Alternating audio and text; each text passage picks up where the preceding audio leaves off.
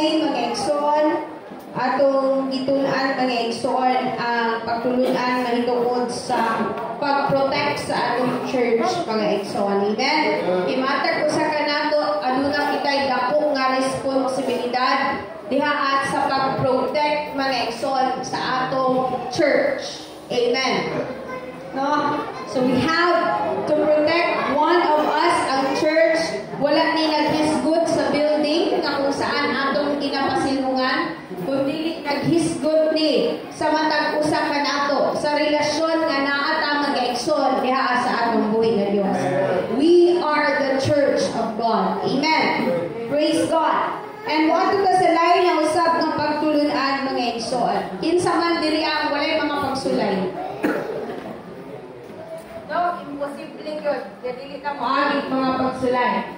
Matag usa ka nato, aduna kitay nagkalain-lain na circumstances. Trials nga na-experience mga igsoon. Kung saan kining tanan mga igsoon could affect our wholeness. Tanan nga kanabang aspect sa atong kinabuhi, mapa physical, mental, spiritual, emotional nga aspect mga igsoon, which will lead us na usahay kapuyon ta sa pagpadayon diha sa unahan mga igsoon. Apan kini nga kana pagtulunan nga atong paghisgutan karon mga igsoon, pagtulunan kini maghahatag kanatong paglaom when it seems like we cannot get out from our situation. Now all of us wants freedom. Gusto ta mga igsoon o kanang kagawasan. Gusto ta nga makalingkawas ta gikan sa mga bad experiences nga naata. Sa mga pagsulay nga naata. I don't know kung unsa ang inyong mga giagian karon personally. I don't know kung unsa ang atong kanang personal struggle nga naata karon. And I know and I believe that we are praying and you are praying to God, Lord, how asa ko gikan ini nga sitwasyon. Ug dahil mga sitwasyon, then it seems like, Lord, asa man ka nakadungog pa baka sa akong paghangyo kanimo nga, imo kong hawason gikan ini nga sitwasyon. But then, the word of God, the words of the Lord today, mga igsoon, mo kini maghahatag ka nato og paglaom. Amen? Magahisgot kita mga igsoon, og lima ka mga actions nga pwede nato kahimoon when our situation seem not to get out from our situation mga igsoon.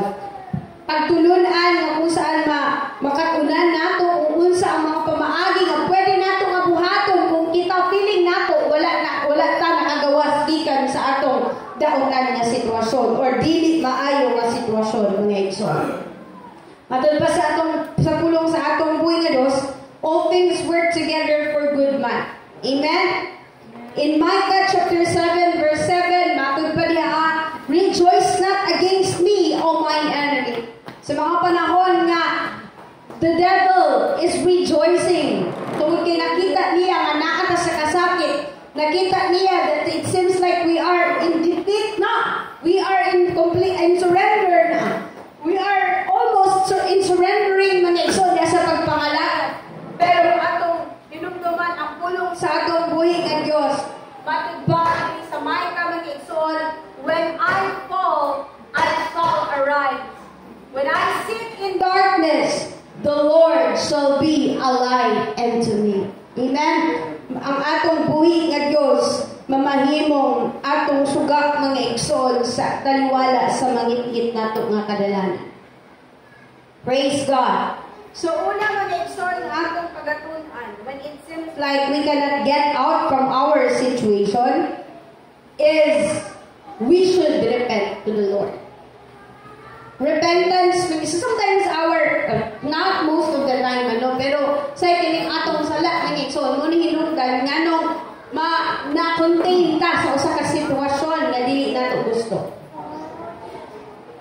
Nganong murag nakakulong ta, nganong murag dili kita kagawas sa atong kanabang presente nga kahintangan nga dili nato gusto, dili uyon sa atong kaugalingon, dili nato desire mga igsoon.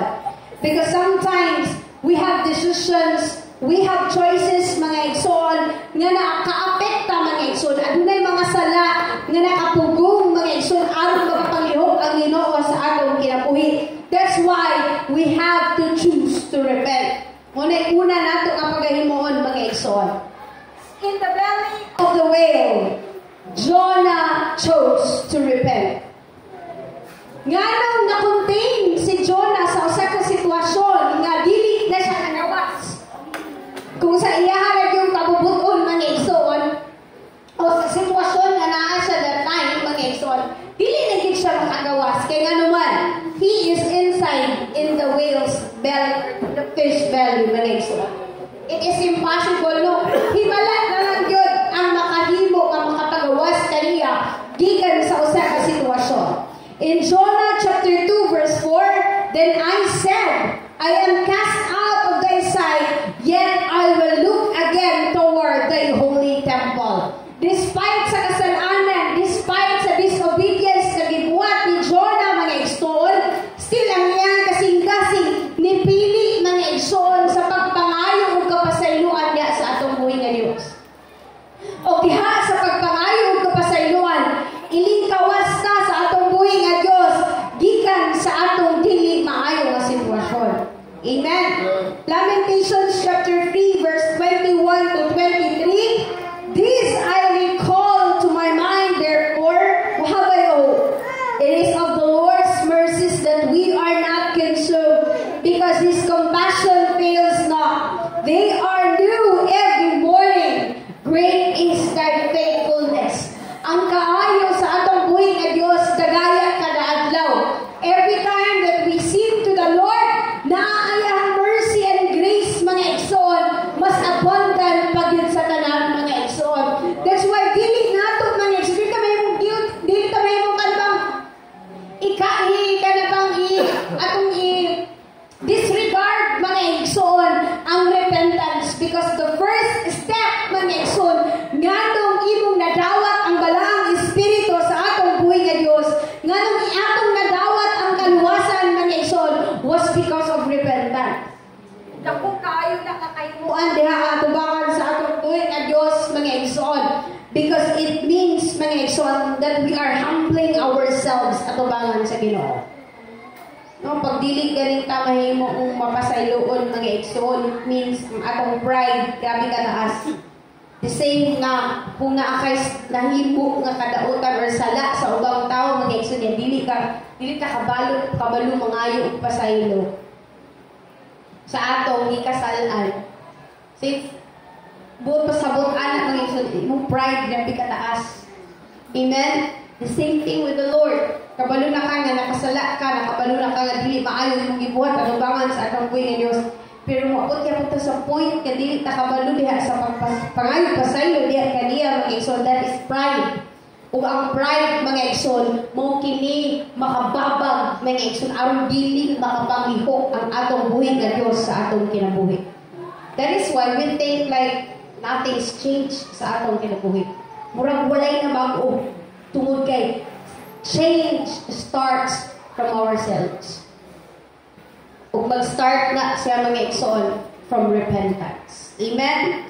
Ikaduha nga atong himuon mga igsoon, when it seems like we cannot go out from our situation, we have to choose to take on responsibility. Na responsibilidad kay gihatag sa atong buhi nga Dios. We need to keep on going mga igsoon sa pagbuhat sa atong responsibilidad despite if wala na ta nakauyod sa sitwasyon nga naata. Amen? Because our ministry and our responsibility sa gingharian sa atong buhi nga Dios, dili man na siya mag-stop kung naatay mga trials nga maagian. Still we have to go on. Sa sulod sa prisuhan mga igsoon sa panahon na si Joseph, anaa siya sa dako nga pagsulay sa iyang kinabuhi, nakulong siya mga igsoon sa usa ka sala wala niya gibuhat. Still Joseph chose to take on responsibility.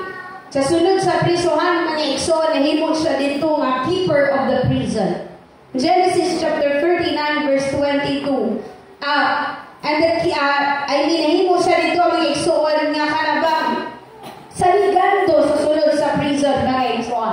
In Genesis chapter 39 verse 22, mabasa nato niya, and the keeper of the prison committed to Joseph's hand all the prisons that were in the prison, and whatsoever they did there, he was the doer of it. Gisaligan siya mga igsoon sa keeper of the prison. Tungod kay nakita diha kang Joseph ang usa ka maayo nga pamatasan.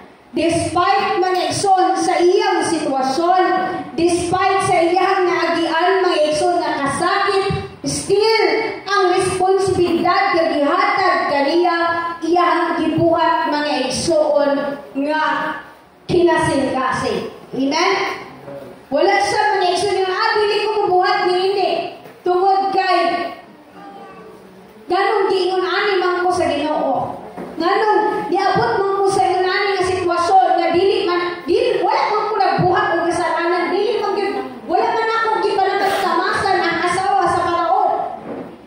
Apan still si Joseph mga igsoon makita nato ang iyahang kinaiya sa pagka-leader because he still took the responsibility even if kabalo siya sa iyang kaugalingon nga wala siya ihimo nga sala. Amen?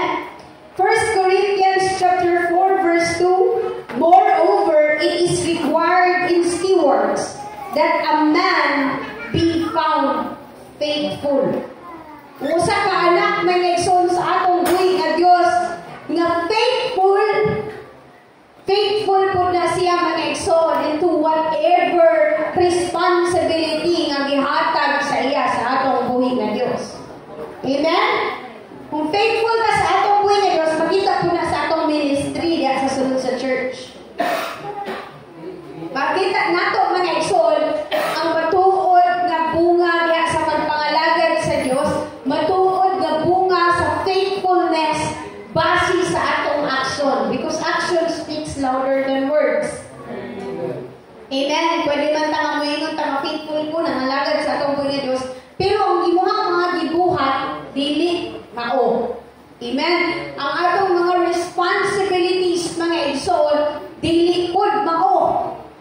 Kung nga atong yung i-align kanunay na kung unsa man ang atong ginasulti, mao pod na ang atong ginabuhat mga igsoon. Because that is one of our responsibilities as Christians, as anak sa atong buhi na Diyos mga igsoon. We have to be a faithful and responsible stewards of God. Ikatulo, when it seems like we cannot get out from our situation, choose to rely on God. Sa mga igsoon, mawala na taong paglaom sa sitwasyon nga naata. Kapag kusukusuhon na ta sa grabe nga pagsulay, simple, Lord, wala naman siguro yung pag-asa ang akong sitwasyon. But keep on relying on the Lord. Kaya kung mag-rely ka diyan sa atong buhay nga Diyos, He can change our situation. Kagainan share ni Brother Roy mga igsoon ang nagkalain-lain nga testimonies nga nag-agian mga igsoon sa mga Kristohanon o ma-prove nato mga igsoon that if we rely to the Lord, God will never fail us. Nagiging niya pakyason mga igsoon sa panahon na tawagon nato ang iyang pangalan mga igsoon aron sa pagpangayo og tabang mga igsoon. In the fiery furnace, the Hebrew boys, si Shadrach, Meshach, and Abednego, gipili nila ang pagsalig o pagtugyan sa atong buhay nga Diyos sa tanan, even if ang ilang kinabuhi na nasa bingit ng kamatayan. Bahala na! Kung inabot mo yung ibutang mami sa fiery furnace, bahala na as long as we defend God. So yun ana mga igsoon, ang kaya nga milagro nga buhaton sa atong buhay nga Diyos if we choose to fully rely on Him mga igsoon. Daniel chapter 3 verse 16 to 18. Si Shadrach, Meshach, ug si Abednego, they answered and said to the king, O Nebuchadnezzar, we are not careful to answer thee in this matter. If it be so, our God whom we serve is able to deliver us from the burning fiery furnace, and He will deliver us out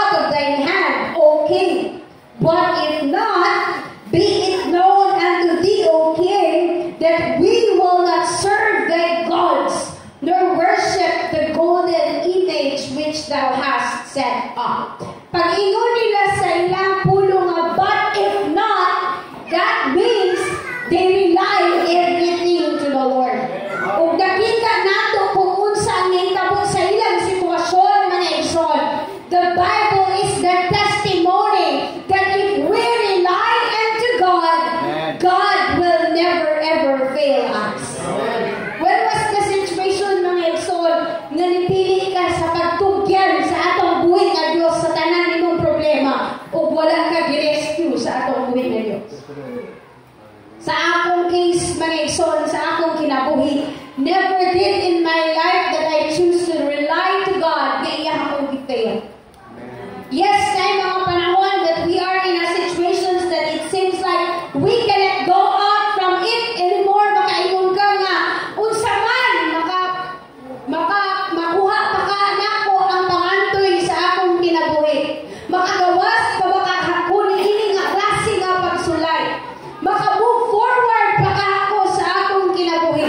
But keep on relying unto God, mga igsoon, because the word of God, mga igsoon, Psalms chapter 91 verse 9 to 11, because thou hast made the Lord, which is my refuge, even the Most High thy habitation, there shall no evil befall thee. Amen. Neither shall any plague come nigh thy dwelling, for he shall give his angels charge over thee to keep thee in all thy ways.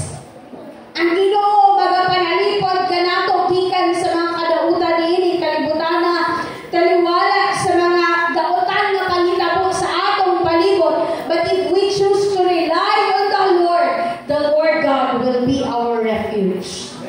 Amen. Dili ta niya kasagdan, mga igsoon. Hallelujah. Dili ta niya biyaan, mga igsoon. Tungod ang sa usa ka amahan o inahan, mga parents sa ilang mga anak. Tugutan ba dahil mo, mga igsoon, imo ra luwason ang imong kaugalingon, ang imong mga anak dili. Dili. No? Parents normally, mga igsoon, they will risk their life for their children. Ingunan sa pangatong buhi nga Diyos, mga igsoon. Amen. Tungod kay nasayod ang Ginoo nga wala kitay mahimok sa atong kaugalingon kung wala siya. Busa sa panahon that we rely everything to God, ang Ginoong Diyos dili mo pasagad kanato. Amen. Ikaupat, in the face of opposition, when we seem like we cannot go out from our situation, maintain our routine, especially dihaa sa routine nato sa paghimo sa atong katungdanan sa atong buhi nga Dios. Si Daniel, mga igsoon, itong mga panahon nga grabe ang pagpuso-puso sa iyahang kinabuhi tungod kay there were oppositions nga gusto nga mudaot diha kaniya. Si Daniel, mga igsoon, nagpabilin siya sa pagbuhat sa maayo at tubangan sa atong buhi nga Dios. He kept on doing what is right and good in the sight of God. Daniel chapter 6 verse 10, nag-ingon niya, mga igsoon, now when Daniel knew that the writing was signed, ang batas, ang pamalaod, mga igsoon, na pirmahan na sa hari, he went into his house, and his windows being open in his chamber toward Jerusalem, he knelt upon his knees 3 times a day and prayed and gave thanks before his God as he did aforetime. Bisan pa man nasayod siya nga sa iyang pagabuhaton, mga igsoon, mahimong peligro ang iyang kinabuhi, pero tungkol kay nasayod si Daniel, mga igsoon, na ang iyang gibuhat para sa kahimayan, para sa kadungganan sa atong buhay nga Diyos, still nagpabilin siya sa pagbuhat niini. He kept on doing his routine, mga igsoon, diha sa paghatag ug himaya kadungganan sa atong buhay nga Diyos. Amen. Dili ta mahadlok sa unsang hulga nga naang kaaway, mga igsoon, sa atong palibot. Tungod kay ang away, mangita ko siya paagi aron muundang ta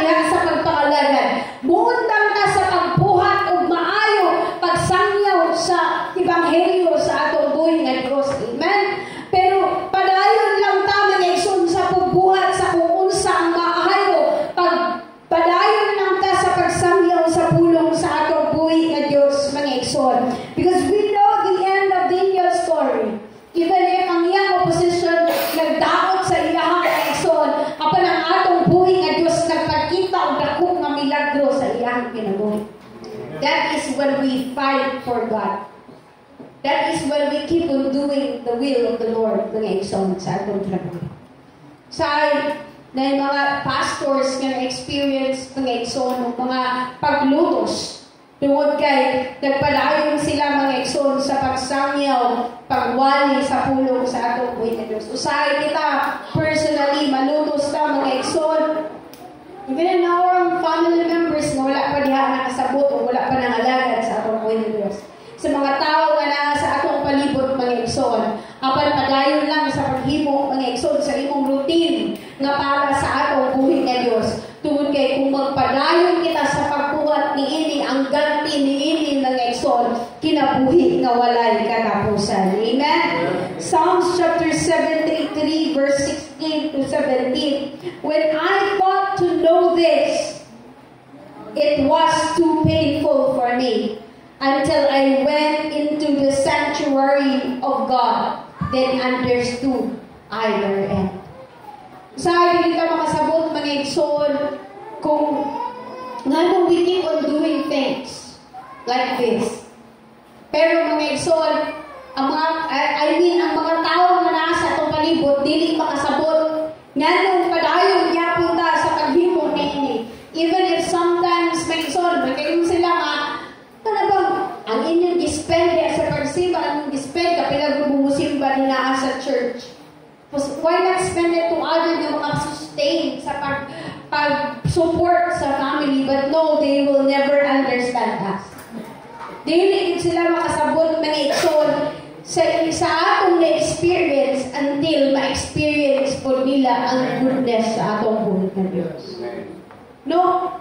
Dili, ang mga tao nga nasa atong palibot, dili yun makasabot. The people during Babylon, during the time Daniel, mga igsoon, makita nila ang po diya sa Diyos na iyang gialagaran mga igsoon. They did not understand. Ngano, ingon-ana si Daniel, ka-devoted sa pagpangalagan, ka-devoted sa paghatag o panahon diya sa atong buhay na Diyos. Tungkol kay wala nila na-experience personally mga igsoon kung unsa kakamhanan ang Diyos nga gialagad ni Daniel.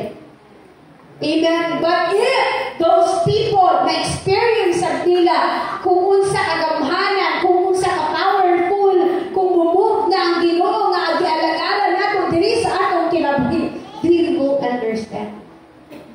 That's why let us help them mga igsoon. Let us help pray for them mga igsoon nga masabdan nila o ma-experience nila ang atong na-experience.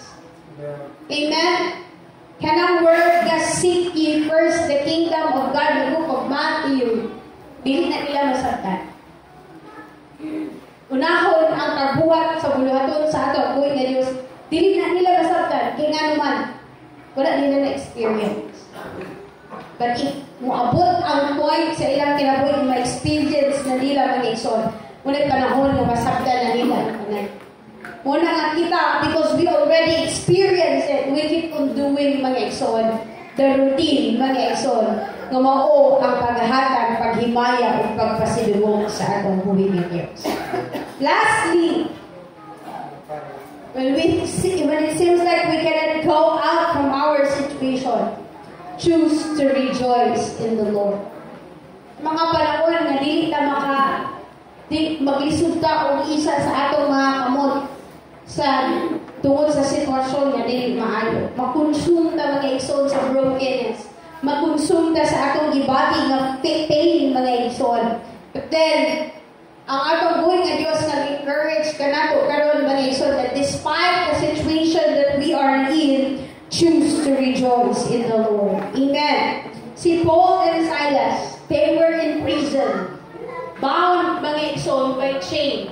Tungod kay gisangyaw nila ang pulong sa atong buhay nga Dios.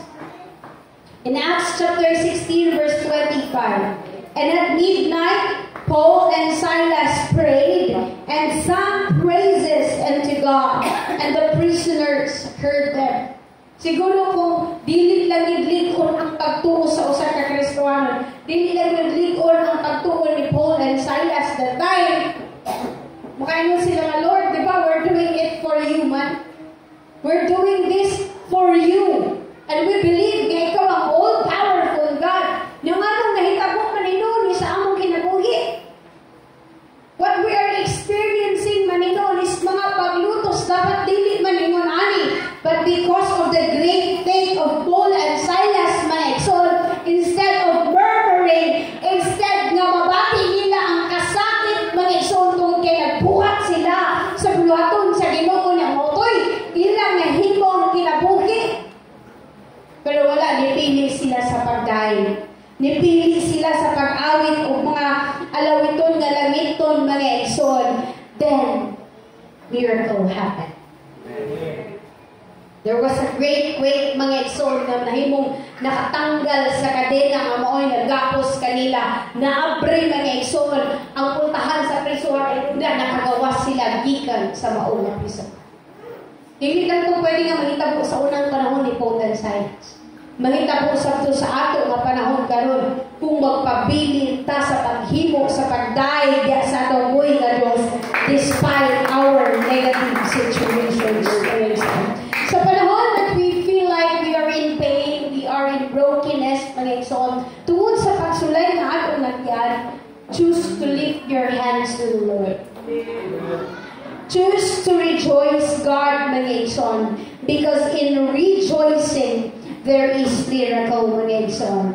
Matthew chapter 18 verse 20, for where 2 or 3 are gathered together in my name, there I am in the midst of them. Even if si Paul and Silas, sila na duha dito sa sulod sa prisuhan, sa ilang cell, mga igsoon, pero ang ilang pagdaig nakahimo kini og dako nga milagro. Tungod kay instead na mag-focus sila sa ilang negative na situation, nag-focus sila sa pagdaig ug pagsilas.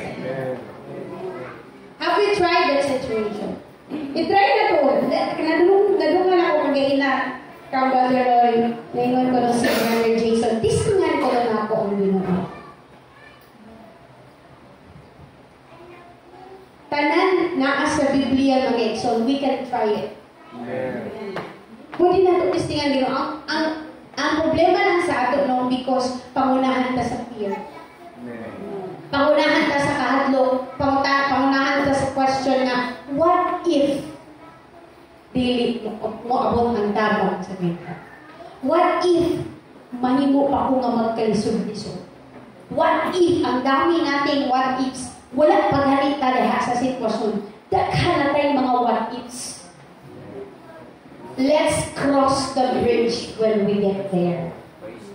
Tanaw na to kung unsa yun. Kagamahanan, kamilagroso ang Diyos sa faithful niya. Sometimes our finances negative, dead on arrival.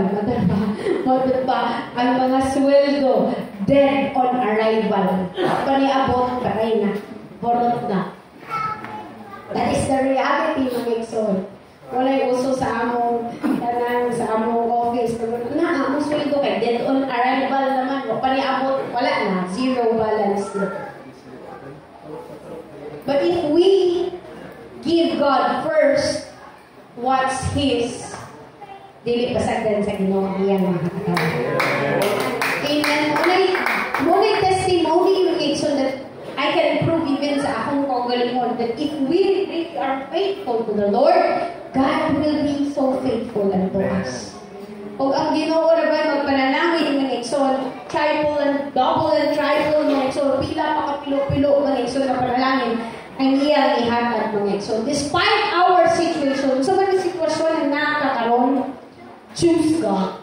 Choose to do the will of the Lord mga igsoon. And God mga igsoon will take us away from our situation. When it seems like we cannot get out from our situation.